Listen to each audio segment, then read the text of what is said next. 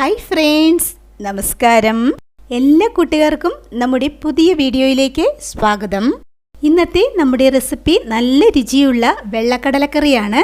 ചപ്പാത്തി, പൂരി, ബട്ടൂര എന്നിവയുടെ കൂടെയൊക്കെ കഴിക്കാൻ പറ്റിയ നല്ലൊരു കടലക്കറിയാണിത്. വളരെ എളുപ്പത്തിൽ തയ്യാറാക്കി എടുക്കാൻ കഴിയുന്ന ടേസ്റ്റി ആയിട്ടുള്ള ഈ ഒരു കടലക്കറി എങ്ങനെയാണ് തയ്യാറാക്കി എടുക്കുന്നതെന്ന് കണ്ടു നോക്കാം. അതിനു വേണ്ടിയിട്ട് നമ്മളിവിടെ 1 കപ്പ് വെള്ളക്കടലയാണ് എടുത്തിട്ടുള്ളത്.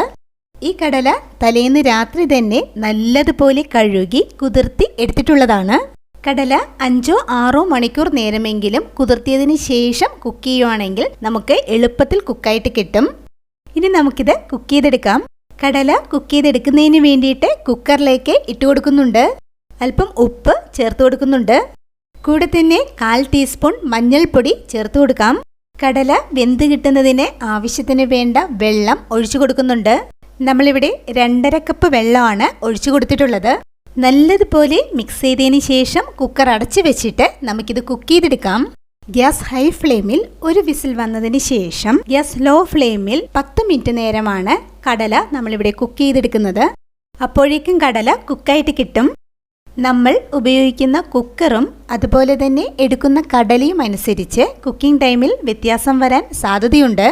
കടല കുക്ക് ചെയ്യാൻ വെച്ചിട്ട് ഇപ്പോൾ കുക്കറിൽ നിന്ന് പ്രഷർ എല്ലാം പോയിട്ടുണ്ട്.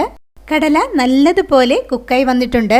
കടല പ്രസ് ചെയ്ത് നോക്കുമ്പോൾ ഇതുപോലെ ഉടഞ്ഞു വരണം. ഈ ഒരു പാകത്തിന് കടല കുക്ക് ചെയ്തെടുക്കണം. ഇനി നമുക്ക് കടലക്കറി തയ്യാറാക്കി തുടങ്ങാം. അതിനു വേണ്ടിയിട്ട് കടായിലേക്ക് 2 ടേബിൾ സ്പൂണോളം വെളിച്ചെണ്ണ ഒഴിച്ചു കൊടുക്കുന്നുണ്ട്. ഓയിൽ ചൂടായി വന്നപ്പോൾ ചെറുതായിട്ട് അരിഞ്ഞെടുത്ത സവാള ചേർത്ത് കൊടുത്ത് വഴറ്റിയെടുക്കാം. നമ്മളിവിടെ മീഡിയം സൈസിലുള്ള 2 സവാളയാണ് ചേർത്ത് കൊടുത്തിട്ടുള്ളത്. ഇനി ഈ സവാള നല്ലൊരു ഗോൾഡൻ കളർ ആകുന്നത് വരെ നല്ലതുപോലെ വഴറ്റിയെടുക്കണം. ഗ്യാസ് ഒരു മീഡിയം ഫ്ലെയിമിൽ വഴറ്റിയെടുക്കാം. സവാള വഴറ്റി ഈ ഒരു കളർ ആകുമ്പോൾ 1 ടേബിൾ സ്പൂൺ ഇഞ്ചി ചതച്ചത് ചേർത്ത് കൊടുക്കാം.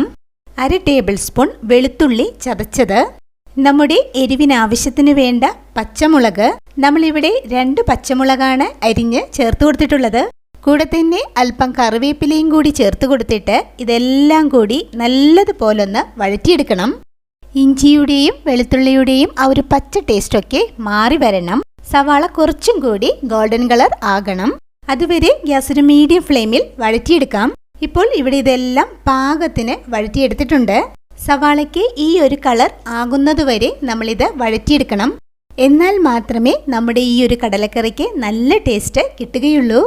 ഇതെല്ലാം ഈ ഒരു പാകത്തിന് വഴറ്റിയെടുത്തു കഴിഞ്ഞാൽ മസാലപ്പൊടികൾ ചേർത്ത് കൊടുക്കണം. ഗ്യാസ് ലോ ഫ്ലെയിമിലേക്ക് മാറ്റിയതിന് ശേഷം 2 ടീസ്പൂൺ മല്ലിപ്പൊടി ചേർത്ത് കൊടുക്കുന്നുണ്ട്. നമ്മുടെ എരിവിനാവശ്യത്തിന് വേണ്ട മുളക് പൊടി, നമ്മളിവിടെ 1 ടേബിൾ സ്പൂൺ കാശ്മീരി ചില്ലി പൗഡറാണ് ചേർത്ത് കൊടുത്തിട്ടുള്ളത്.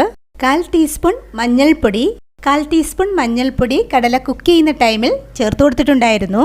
1 ടീസ്പൂൺ ഗരം മസാല പൊടി, 1/2 ടീസ്പൂൺ പെരിഞ്ചീരകപ്പൊടിയും കൂടി ചേർത്ത് കൊടുത്തിട്ട് ഇതെല്ലാം കൂടി നല്ലതുപോലെ ഒന്ന് വഴറ്റിയെടുക്കണം. പൊടികളുടെ ആ ഒരു പച്ച ടേസ്റ്റൊക്കെ മാറി വരുന്നത് വരെ ഗ്യാസ് ലോ ഫ്ലെയിമിൽ വഴറ്റിയെടുക്കാം. ഇവിടെ ഇപ്പോൾ പൊടികളുടെ ആ ഒരു പച്ച ടേസ്റ്റൊക്കെ മാറി വന്നിട്ടുണ്ട്. ഈ ഒരു ടൈമിൽ ഇതിലേക്ക് തക്കാളി അരച്ചത് ചേർത്ത് കൊടുക്കാം. മീഡിയം സൈസിലുള്ള 2 തക്കാളി മിക്സിയുടെ ജാറിൽ അരച്ചതാണ് നമ്മളിവിടെ ചേർത്ത് കൊടുത്തിട്ടുള്ളത്. ഇനി തക്കാളിയുടെ ആ ഒരു പച്ച ടേസ്റ്റൊക്കെ മാറി വരുന്നത് വരെ കുക്ക് ചെയ്തെടുക്കണം. നമുക്കിത് അടച്ചു വെച്ചിട്ട് കുക്ക് ചെയ്തെടുക്കാവുന്നതാണ്. തക്കാളി ഇവിടെ കുക്കായി വരട്ടെ. നമ്മൾ കുക്ക് ചെയ്തെടുത്ത കടലയിൽ നിന്ന് 3 ടേബിൾ സ്പൂൺ കടല മിക്സിയുടെ ജാറിലേക്ക് ഇട്ടുകൊടുത്ത് നല്ലതുപോലെ ഒന്ന് അരച്ചെടുക്കണം. കടലയുടെ ചൂടാറിയതിന് ശേഷം വേണം നമ്മളിത് അരച്ചെടുക്കേണ്ടത്. കടല കുക്ക് ചെയ്തെടുത്ത വെള്ളം ഒഴിച്ചു കൊടുത്ത് നമുക്കിത് അരച്ചെടുക്കാവുന്നതാണ് കേട്ടോ. തക്കാളി ഇവിടെ ഇപ്പോൾ നല്ലതുപോലെ കുക്കായി എണ്ണ തെളിഞ്ഞു വന്നിട്ടുണ്ട്. ഈ ഒരു പാകം വരെ തക്കാളി കുക്ക് ചെയ്തെടുക്കണം. ഇനി നമുക്ക് കടല അരച്ചത് ചേർത്ത് കൊടുത്തിട്ട് മിക്സ് ചെയ്തെടുക്കാം. ഇതുപോലെ കടല അരച്ച് ചേർത്ത് കൊടുക്കുമ്പോൾ നമ്മുടെ കടലക്കറിക്ക് നല്ല കൊഴുപ്പ് കിട്ടും. ഇവിടെ ഇതിപ്പോൾ നല്ലതുപോലെ മിക്സ് ചെയ്തെടുത്തിട്ടുണ്ട്. ഇനി വേവിച്ച് വെച്ചിരിക്കുന്ന കടല ചേർത്ത് കൊടുക്കാം. കടല വേവിച്ചെടുത്ത ആ വെള്ളത്തോടെ വേണം നമ്മളിതിലേക്ക് ചേർത്ത് കൊടുക്കേണ്ടത്. നല്ലതുപോലെ മിക്സ് ചെയ്തതിന് ശേഷം നമ്മുടെ ഗ്രേവിക്ക് ആവശ്യത്തിന് വേണ്ട വെള്ളം ഒഴിച്ചു കൊടുക്കണം. നമ്മളിവിടെ 1 കപ്പ് ചൂടുവെള്ളമാണ് ഒഴിച്ചു കൊടുത്തിട്ടുള്ളത്. നമ്മുടെ ആവശ്യത്തിന് വേണ്ട ഉപ്പ് ചേർത്ത് കൊടുക്കാം. നേരത്തെ കടല കുക്ക് ചെയ്ത ടൈമിൽ ഉപ്പ് ചേർത്ത് കൊടുത്തിട്ടുണ്ടായിരുന്നു. ഉപ്പ് ചേർത്ത് കൊടുത്ത് മിക്സ് ചെയ്തതിന് ശേഷം കടലയിൽ മസാലയൊക്കെ പിടിക്കുന്നതിന് വേണ്ടിയിട്ട് നമുക്കിത് അടച്ചു വെച്ചിട്ട് കുക്ക് ചെയ്തെടുക്കാം. ഗ്യാസ് ലോ ഫ്ലെയിമിൽ 8 തുടങ്ങി 10 മിനിറ്റ് വരെ നമുക്കിത് കുക്ക് ചെയ്തെടുക്കണം. ഇടയ്ക്ക് ഇളക്കി കൊടുക്കാൻ മറക്കരുത് കേട്ടോ. നമ്മളിവിടെ ഇത് കുക്ക് ചെയ്യാൻ വെച്ചിട്ട് 10 മിനിറ്റ് ആയിട്ടുണ്ട്. 1/4 ടീസ്പൂൺ പഞ്ചസാര ചേർത്ത് കൊടുക്കുന്നുണ്ട്. കൂടെ തന്നെ അല്പം മല്ലിയില അരിഞ്ഞതും കൂടി ചേർത്ത് കൊടുത്തിട്ട് നല്ലതുപോലെ മിക്സ് ചെയ്തെടുക്കാം. ഇപ്പോൾ നമ്മുടെ കടലക്കറി നല്ലതുപോലെ കുറുകി വന്നിട്ടുണ്ട്. പഞ്ചസാരയും മല്ലിയിലയും ചേർത്ത് കൊടുത്ത് മിക്സ് ചെയ്തതിന് ശേഷം നമുക്ക് ഗ്യാസ് ഓഫ് ചെയ്യാവുന്നതാണ്. അപ്പോൾ ഇത്രയേ ഉള്ളൂ. വളരെ ടേസ്റ്റി ആയിട്ടുള്ള ഈ ഒരു കടലക്കറി എല്ലാവരും ഇതുപോലെ തയ്യാറാക്കി നോക്കണം. ഉറപ്പായിട്ടും എല്ലാവർക്കും ഇഷ്ടമാകും. ഇതുപോലെ നല്ലൊരു വീഡിയോ ആയിട്ട് നമുക്ക് വീണ്ടും കാണാം. താങ്ക്